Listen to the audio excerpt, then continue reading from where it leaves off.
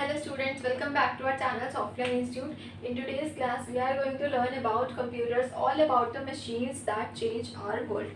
तो हमने पहले वाले पार्ट में कवर किया है that what is a computer, what is inside the computer. आज की क्लास में हम थोड़ा और डिटेल्स में पढ़ेंगे that computers के बारे में ये क्या होता है और किस तरीके से इसका वर्क होता है. From humble beginning to global omnipresence, computers have fundamentally reshaped human civilization. तो कंप्यूटर ने भी ह्यूमन सिविलाइजेशन में काफ़ी अच्छा रोल किया है. This presentation explore the essence of these incredible machines, their evolution and their transformative influence on our daily lifes and future. So starting with what is a computer, the basics. Section 1 the basics के बारे में हम बात करते हैं. An electronic device that process stores and outputs the data. एक electronic device होती है जो कि स्टोर करती है डेटा को, प्रोसेस करती है और यहाँ से हमें आउटपुट भी निकल के देती है. Uses binary code to perform calculation and tasks. From simple calculators to powerful AI systems, computer come in many forms. बहुत सारे अलग अलग तरीके के फॉर्म्स में भी आता है. As its core, a computer is sophisticated tool for manipulating information at incredible speeds. Next one, section number 2, a journey through time. यहाँ पे हम पढ़ते हैं, so लिखा है a brief history of computer. एक थोड़ी सी हिस्ट्री के बारे में पढ़ते हैं हम यहाँ पे. Ancient foundations, the dawn of designs and pioneering the programmer. यहाँ पे क्या है, the abacus 5000 years ago and mechanical calculators, Charles Babbage analytical engine, mid 1800s the first computer design, recognize the first computer programmer. Digital revolutions की बात करते हैं. So from vacuum tubes to microprocessor, marking rapid advancements in the 20th century. Core components of a computer की अगर आप बात करेंगे तो यहाँ पर लास्ट क्लासेस में हमने पढ़ा था हार्डवेयर के बारे में और सॉफ्टवेयर के बारे में. नाउ अब आपके पास एक और आ चुका है which is about memory and the CPU which is considered the brain of our computer. Hardware, physical parts like CPU which is central processing unit.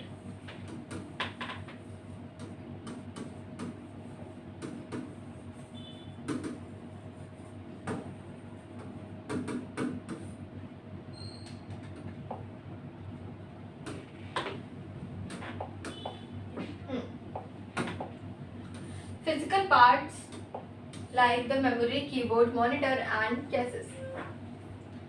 The brain, the central processing unit responsible for executing instructions and performing the calculation. These components work in synergy to give computers their powerful capabilities. अब यहाँ पर बात करते हैं हम software और memory की. Programs and instruction telling hardware what to do, enabling diverse functionalities. Include RAM, which is random access memory, temporary for active tasks, and storage, which is for permanent and for data retentions. How it works now? अब यहाँ पर ये work कैसे होता है, इसके सारे steps क्या हैं. So first one is the input, second one is the storage, then third is processing, fourth one is output, and the fifth one is the control. What is input? Receiving data from devices like keyboard, mouse और scanners. तो keyboard से यहाँ पे data receive होता है, scanner से receive होता है, माउस से रिसीव होता है. स्टोरेज की बात करते हैं तो saving data in instructions in random access memory और long term storage. Processing, CPU performs calculation and logical operations on the data. CPU perform करता है कैलकुलेशन को और लॉजिकल ऑपरेशंस को भी परफॉर्म कर रहा है.